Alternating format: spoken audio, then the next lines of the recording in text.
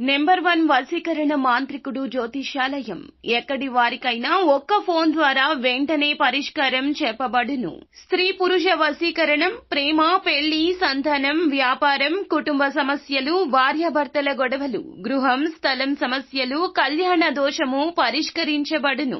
దుష్ట శక్తులు తీయబడును. నాగదోషం తీయబడును. నాగబంధన, గుప్త నిధులు, ధనం, లంకె బిందెల కొరకు గురువు గారిని సంప్రదించండి. మీరు కోరుకున్న వారిని మీ వద్దకు చేర్చాలా?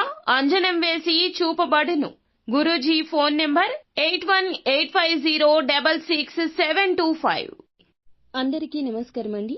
ఛానల్లోకి తిరిగి స్వాగతము. మిథున రాశి జాతకులు జూలై మాసంలో 18వ తేదీన మీ జీవితంలో తెల్లవారితే మీ ఇంట్లో ఇదే జరగబోతుంది. ఈ యొక్క మార్పు కలగబోతుంది. ఇదంతా భగవంతుని యొక్క కృపా కటాక్షం కావచ్చు, పరీక్ష సమయం కావచ్చు. కానీ ఇలా జరగాలంటూ రాసి పెట్టి ఉంది. ఏం జరగబోతుందో వీడియోలో తెలుసుకుందాం. వీడియో నచ్చితే ఒక చిన్న లైక్ చేసి మమ్మల్ని సపోర్ట్ చేయండి. ఇక ఆలస్యం లేకుండా వీడియోలోకి వచ్చేద్దాము. అందరితో ప్రేమగా మాట్లాడే తత్వం, అబద్ధాలు చెప్పని నైజం, ఏదైనా ఉన్నది ఉన్నట్లుగా మాట్లాడే ధోరణి. వీరి నుంచి కొంతమందిని దూరం చేసినా మంచిగా మాత్రమే ఉంటారు. ఇప్పటి వరకు ఎన్నో కష్టాలు, బాధలు పడ్డారు.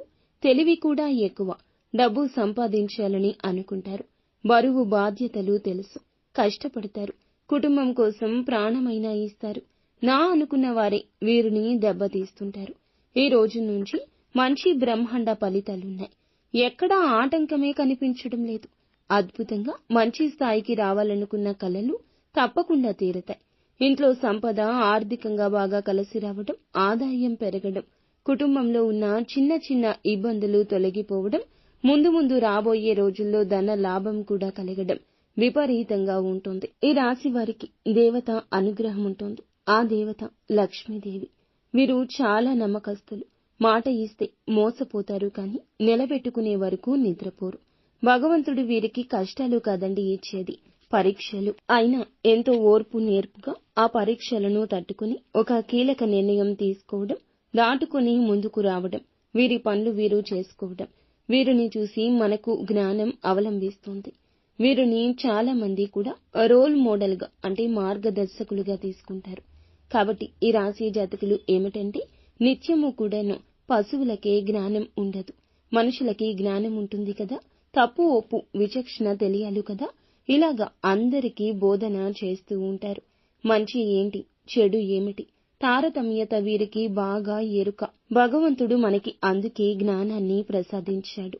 ఏది మంచి, ఏది చెడు అని తెలుసుకునే జ్ఞానం మనకి మాత్రమే ఉంది. మనం ఏదైనా ఒక పని చేసేటప్పుడు కరెక్ట్ కాదా అని నిర్ణయం తీసుకుని జాగ్రత్తగా చేయాలి. అలా చేశాక అయ్యో మేము ఇలా చేయకుండా ఉంటే బాగుండేదని చెప్పి ఆ తర్వాత అనుకునే దానికంటే కూడాను ముందుగానే 1కి 2 సార్లు ఆలోచించండి. పని కరెక్ట్ కాదా, కరెక్టేనా, ఈ పని చేయడం వల్ల మనకి ఏమైనా నష్టమా లేదా సమాజానికి ఏదైనా నష్టమా, 1కి 2 సార్లు ఆలోచించుకుని అప్పుడు మనం ఏదైనా నిర్ణయం తీసుకుంటే దానికి కూడా మనం చేసేటటువంటి పని వల్ల మనకు లాభం నష్టం అనేవి డిసైడ్ అవుతాయి. వీరి కష్టానికి ప్రతి ఫలితాన్ని ఈ రోజు చూడబోతున్నారు. అదృష్టం వరించబోతుంది.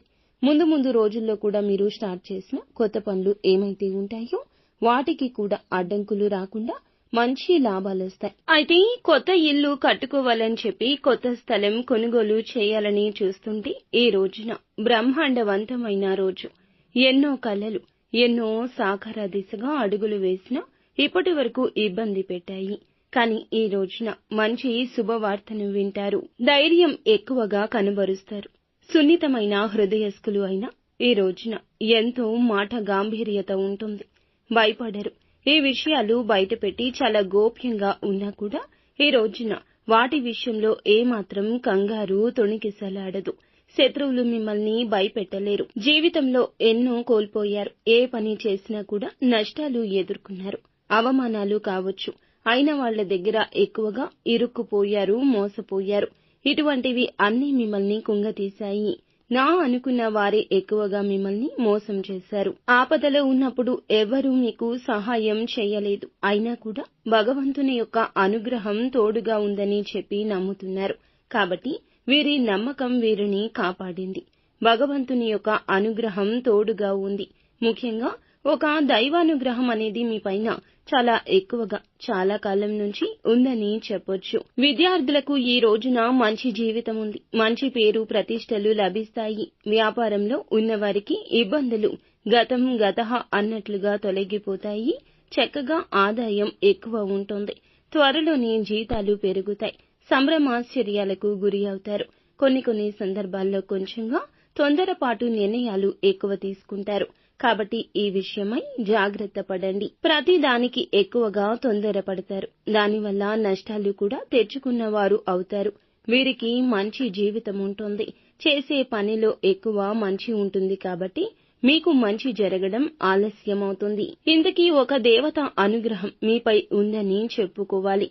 ఆ దేవత ఎవరంటే మీ కుల దేవత. మీ కుల దేవత, మీ ఇంట్లో దేవత తెలియని వాళ్ళు ఎవ్వరూ ఉండరు. పెద్దల్ని అడిగి తెలుసుకోవచ్చు. ఆ దేవత మీ ఇంట్లోనే కొలువై ఉంది. అంటే ఇప్పుడు మన పూర్వీకుల నాటి నుండి మన తాత ముత్తాతలు పూజించిన దేవత కదండి. ఆమె అనుగ్రహం మనకి ఎప్పుడూ ఉంటుంది. పూజించినా పూజించకపోయినా ఖచ్చితంగా మనకి డిసైడ్ అయి ఉంటుంది. మర్చిపోయినా ఆమె మర్చిపోదు. మనకి సపోర్టుగా ఉంటుంది. సంతానానికి సపోర్టుగా ఉంటుంది. మనల్ని కనిపెట్టుకుని ఉంటుంది. మనం కనిపెట్టుకోవడానికి బిజీగా ఉన్న క్షణాలను గురించి గుర్తు తెచ్చుకుంటున్నాం. నా బిడ్డలు ఏం చేస్తున్నారో ఎలా ఉన్నారో అని చెప్పి ఆలోచించుకుంటాం. కానీ ఆ దేవత గురించి కులదేవత నామస్మరణ చేయడం కూడా మర్చిపోయారు. మీ యొక్క కులదేవత పేరుని అయినా తెలుసుకోండి. ఒకసారి కింద కామెంట్ రూపంలో కూడా మాకు తెలియపరచండి. మీకు తెలియకపోతే ఆమె అనుగ్రహం మీపై ఉందని చెప్పి తెలుసుకున్నారు కదా. తెలిస్తే ఒకవేళ ఇంకా ఎలా పూజ చేయాలి, కులదేవతను ఎలా ఆరాధించాలి, పూజ చేసుకోవాలి, కనీసం పేరు అయినా తెలుసుకుని నామాన్ని ఉచ్చరించుకోండి.